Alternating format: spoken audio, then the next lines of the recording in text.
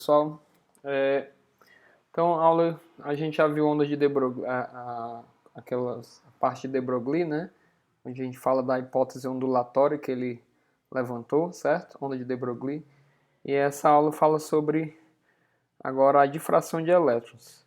A difração é um fenômeno totalmente ondulatório e não deveria ocorrer para partículas, né? Com massa. Não deveria acontecer com a matéria, mas depois da hipótese de de Broglie, alguns físicos eles confirmaram essa hipótese de que a matéria, em algumas situações, pode apresentar comportamento ondulatório, né? Sofrendo inclusive a difração. Então, já tinha tido um experimento sobre raio-x, difração de raio-x, em que eles tinham uma certa amostra e nessa amostra os átomos de um determinado cristal eles se tornavam rede de difração, certo? Espalhando o raio-x em alguns ângulos e sempre tinha um ângulo onde era observado uma intensidade maior de raio-x refletido. Então esse experimento ele demonstra o comportamento ondulatório dos raios-x. E aí aqui tem uma figura esquemática de como é feito esse experimento para os elétrons, certo? Ele diz que é um dispositivo semelhante ao usado por Davidson e Germer, né? Que foram dois caras que fizeram o primeiro experimento de difração de elétrons. Então tem um filamento aqui, que é aquecido, emite elétrons. Aqui a gente tem uma fonte de alimentação. Os elétrons são acelerados por esses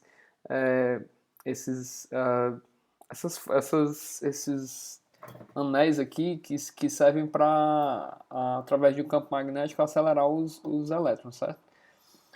E eles são acelerados, bombardeados nessa amostra de níquel e tudo no vácuo.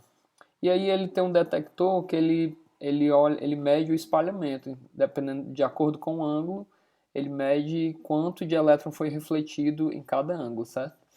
Então, o Davidson e o Germer, eles na verdade estavam estudando uma amostra de um policristal, né? Era policristalino, ou seja, ele tinha vários. Ele não tinha um padrão, esse cristal, ele tinha um padrão assim. Não tinha uma distância fixa entre os átomos, ele era meio não era bem organizadinho, bonitinho, como a gente simplifica, né? E eles acreditavam que esse espalhamento seria igual ao longo desse ângulo aqui. Por quê? Porque não tinha uma distância privilegiada entre os átomos e tal, não tinha um valor fixo, né? Então o espalhamento deveria ser igual ao longo desse ângulo θ. Só que aconteceu um problema lá no experimento deles, que a câmara de vácuo entrou pelo que eu vi aqui, foi um tipo de fungo, alguma coisa do tipo, que eles precisaram limpar a câmara, e aí limpando era uma película que foi criada, certo? Um óxido, na verdade é um óxido, e aí eles aqueceram a amostra em um forno numa temperatura tão alta que podia que aconteceu uma fusão da amostra, e sem que ele soubesse, esse processo teve o efeito de criar vastas regiões de monocristais, certo? Cujos planos eram dispostos continuamente ao longo da largura do feixe de elétrons. Ou seja, eles criaram alguma coisa desse tipo aqui, certo? Tinha uma distância fixa entre os átomos, e aí quando eles faziam incidir os elétrons aqui, tinham uma direção privilegiada. A gente vai já ver aqui o porquê disso. Pronto, vamos ver agora, exatamente agora. Ó. Quando você incide aqui, duas ondas incidem sobre essa rede cristalina, por exemplo, quando essa onda atinge esse átomo, uma parte dela é refletida, né? E vamos ver vamos analisar essa direção específica aqui, ó, a 50 graus da vertical. Então, se essa onda foi refletida uma parte para cá e essa aqui foi refletida outra parte para cá, essa reflexão, olhando somente essas duas ondas, a gente vai ver uma interferência construtiva se essas ondas estiverem em fase, né? Ó, quando ela está no topo aqui, aqui também está no topo. Então, elas duas somadas dão uma interferência construtiva. Então, nesse caso específico aqui, para a gente observar uma interferência construtiva, deveria essa onda que vem daqui do átomo de trás, ó, ela tem que ter o vale dela aqui coincidindo com o vale dessa que está saindo aqui, certo? Então elas são iguais, as duas. A de cima e a de baixo tem esse mesmo padrão e elas acabam se somando. E aí não zera, né? Não é destrutiva, é totalmente construtiva.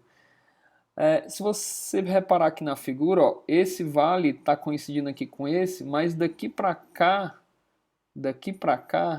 a gente tem um número inteiro de comprimentos de onda, certo? Poderia ser 2, 3, mas aqui só tem um.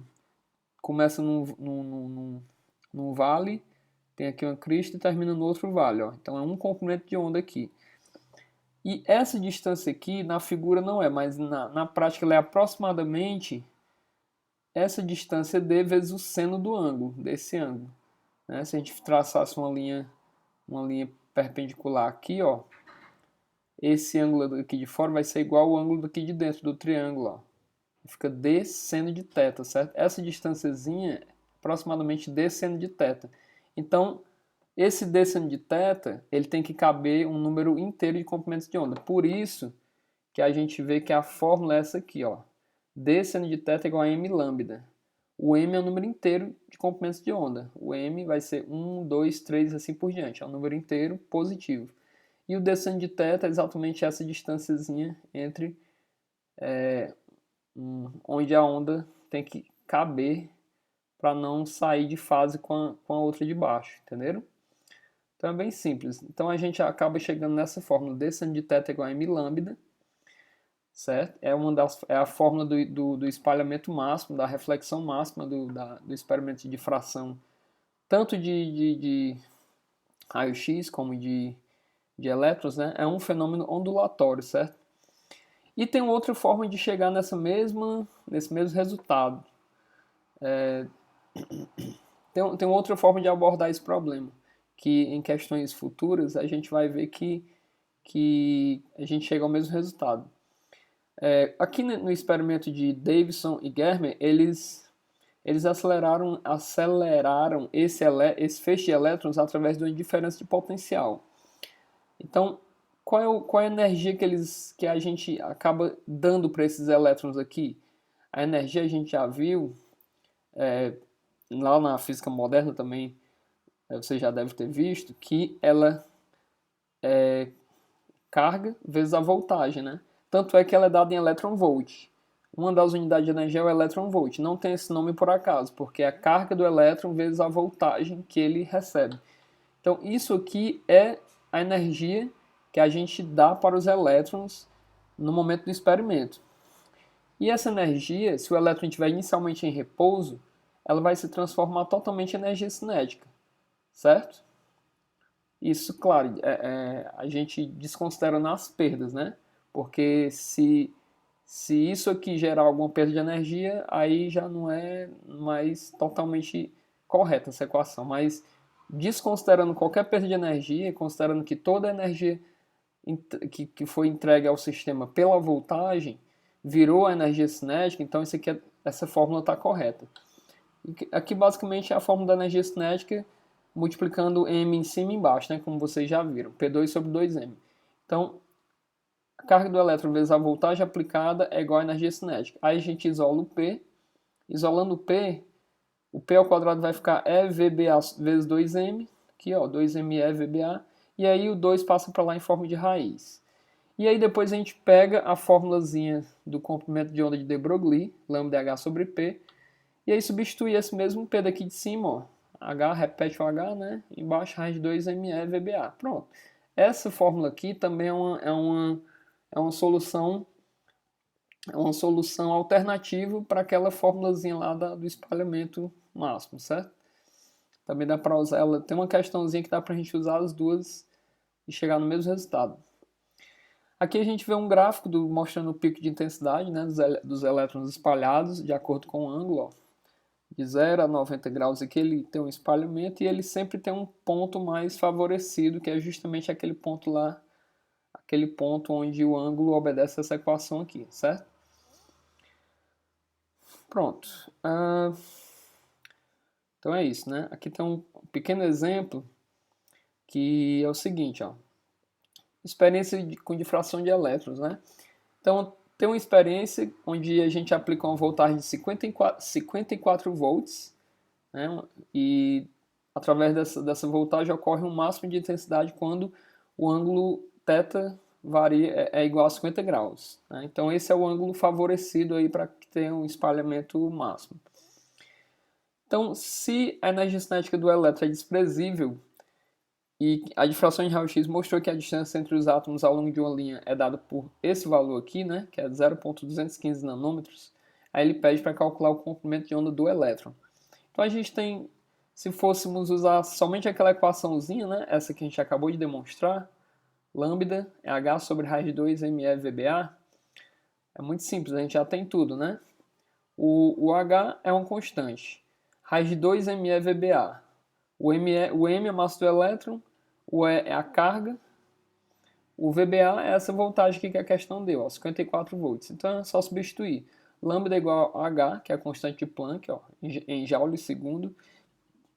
Embaixo tem raiz de 2 vezes a massa do elétron, vezes a carga do elétron, vezes a voltagem.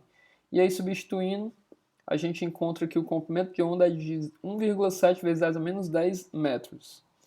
E de modo alternativo dá para a gente, com aquela equaçãozinha do espalhamento máximo, se a gente usar o m igual a 1, que é o primeiro número inteiro, onde a gente encontra o ângulo favorecido, né?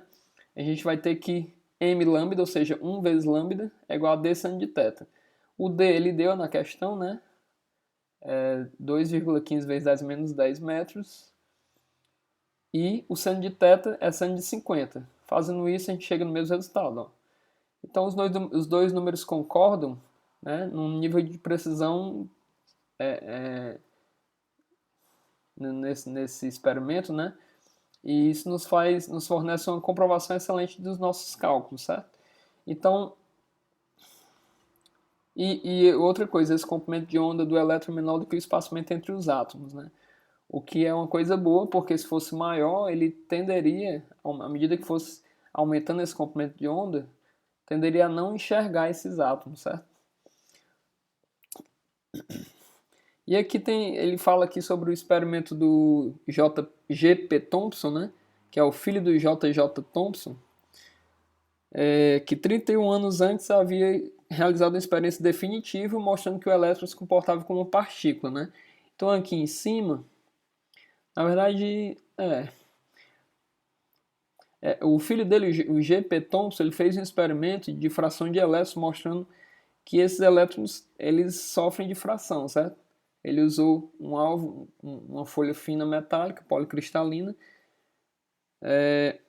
Esses outros dois caras aqui, eles empregaram técnicas semelhantes para estudar a difração de raio-x.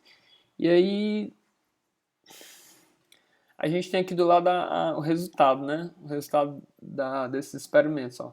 Na parte de cima, tem o resultado da difração de raio-x. Então, quando esses raios-x são difratados, a imagem que a gente tem aqui espalhada deles tem esse padrão aqui, ó.